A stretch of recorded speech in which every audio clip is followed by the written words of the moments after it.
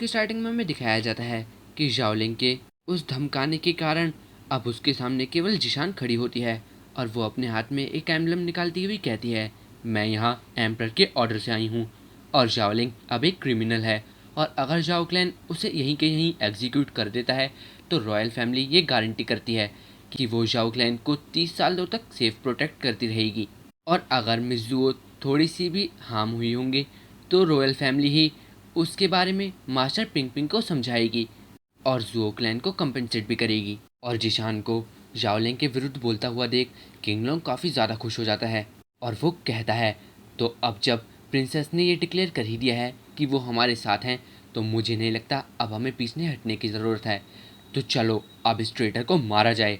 और ये कहता हुआ वो अपनी पावर अनलीश करता है और उसके साथ में खड़े हुए क्लैन एल्डर भी अपनी पावर अनलीश करते हैं और वो अपने मिस्टिक सोल को समन करते हैं और अपने मिस्टिक सोल को शाओलिंग के ऊपर अटैक करने का ऑर्डर देते हैं।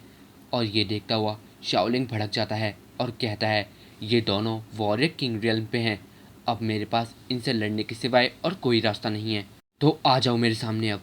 और उनके वो मिस्टिक बीस्ट शाओलिंग के एकदम करीब आ गए होते हैं और तभी वहाँ एक बड़ी सी स्वॉर्ड आती है आसमान से जो उन दोनों की स्पिरिट बीस्ट को पार करती हुई नीचे आके गड़ जाती है।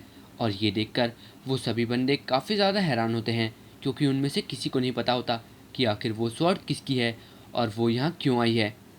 और उस स्वॉर्ड की वजह से उन दोनों के मिस्टिक बीस्ट को काफ़ी ज़्यादा प्रभाव पड़ा होता है और उनकी हालत थोड़ी कमज़ोर सी हो गई होती है। और उस स्वॉर्ड को देखकर किंगलोंग और क्लैन एल्डर कहते हैं, आखिर ये क्या है। और तभी वहाँ हमें दिखाया जाता है कि उस स्वॉर्ड की वजह से वहाँ जो धुआं हुआ था वो धीरे धीरे करके हटने लगता है।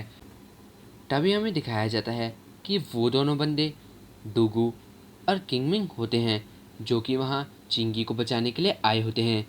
और उन दोनों को वहाँ देखकर जियान काफ़ी ज़्यादा हैरान रह जाती है और वो कहती है, क्या ये यहाँ क्यों है, क्या इसे बैटल फील्ड पर नहीं होना चाहिए था इस समय, और इसके साथ तो किंगमिंग भी है, आखिर ये यहाँ क्या कर रहा है, ये तो स्ट्रॉन्गेस्ट वॉरियर्स में से एक है।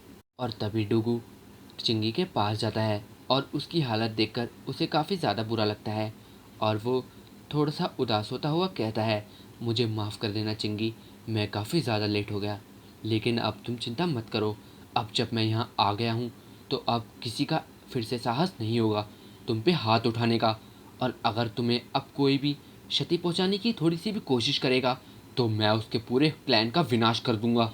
और तभी किंगलोंग कहता है, आखिर तुम यहाँ क्यों हो डुगू, और तुम ये मत कहना कि तुम उसको बचाना चाहते हो, क्या तुम पागल हो। और वो चिंगी को गालियां भी देने लगते हैं। और तभी शाओलिंग अपनी पर्पल वाइन से कहता है, पर्पल वाइन्स जाओ, अब तुम्हारे पास मौका है।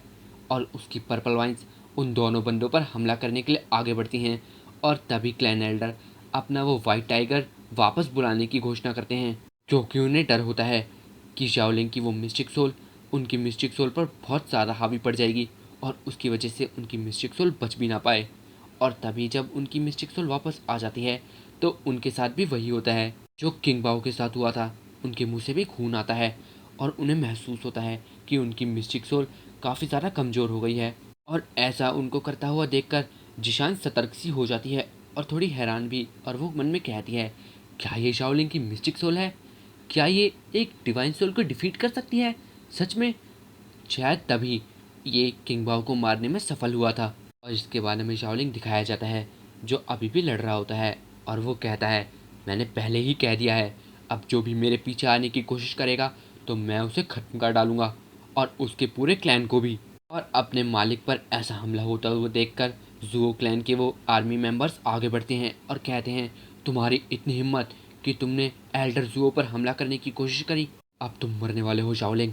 और तभी हमें किंगमिंग दिखाया जाता है जो अब अपने पावर का यूज़ करता है और उसकी पावर के यूज़ से आसमान से काफ़ी सारी स्वॉर्ड्स आने लगती हैं। वो सारी स्वॉर्ड्स उन बंदों की तरफ आ रही होती है जिसे देखकर वो बंदे काफ़ी ज़्यादा डर जाते हैं। और तभी डूगू शाओलिंग से कहता है, बहुत सही शाओलिंग, जैसा तुम्हें सही लगे तुम वैसा करो, जो भी तुम्हें और तुम्हारी आंट को क्षति पहुंचाने की कोशिश करे उसको ख़त्म कर डालो और मैं इसका जवाब दे ही होऊंगा। और मैं ये भी देखूंगा कि तुम्हारे रास्ते में कोई ना आए, और अगर तुम्हारे रास्ते में कोई आता है तो मैं उसका पूरा क्लैन खत्म कर डालूंगा। और शाओलिंग के साथ अब किंगमिंग और डुगोजिंग को भी देखकर किंगलोंग काफ़ी ज़्यादा डर जाता है और उसका चेहरा बिल्कुल नीला पड़ा होता है। और तभी वहाँ काफ़ी ज़्यादा आवाज़ें आने लगती हैं और धरती हिलने से लगती है। और तभी हमें दिखाया जाता है कि वहाँ सोल्जर्स की एक काफ़ी ज़्यादा बड़ी आर्मी आ जाती है और वो आर्मी भी डुगोजिंग की ही होती है। और किंगलोंग उस आर्मी को देखकर गुस्से में कहता है, क्या तुम पागल हो गए हो डुगोजिंग? आखिर तुम करना क्या चाहते हो?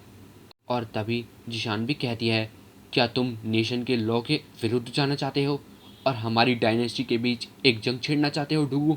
और डुगुजिंग कहता है, मैं यहाँ कुछ साबित करने नहीं आया, मैं यहाँ सिर्फ उस औरत को बचाने आया हूँ जिससे मैं प्यार करता हूँ और उसे अपने साथ लेने आया हूँ, जिसे तुम एक क्रिमिनल कहते हो। तो क्या तुम मुझे यहाँ रोकना चाहोगी? तुमने कहा कि तुम यहाँ एम्परर के ऑर्डर पर आई हो। क्या सच में ये सब उन्हीं के कमांड थे? अगर ऐसा सच है तो मैं अभी के अभी ये आर्मर यहीं छोड़ता हूँ और अपनी पोजीशन से भी रिज़ाइन करता हूँ। और उसकी ये बात सुनकर जिशान काफ़ी ज़्यादा हैरान रह जाती है और चिल्लाती हुई कहती है, क्या तुम हमारी डायनेस्टी को इस वॉर टाइम में छोड़ने की धमकी दे रहे हो डुगुजिंग? और इसी के साथ ये एपिसोड एंड हो जाता है।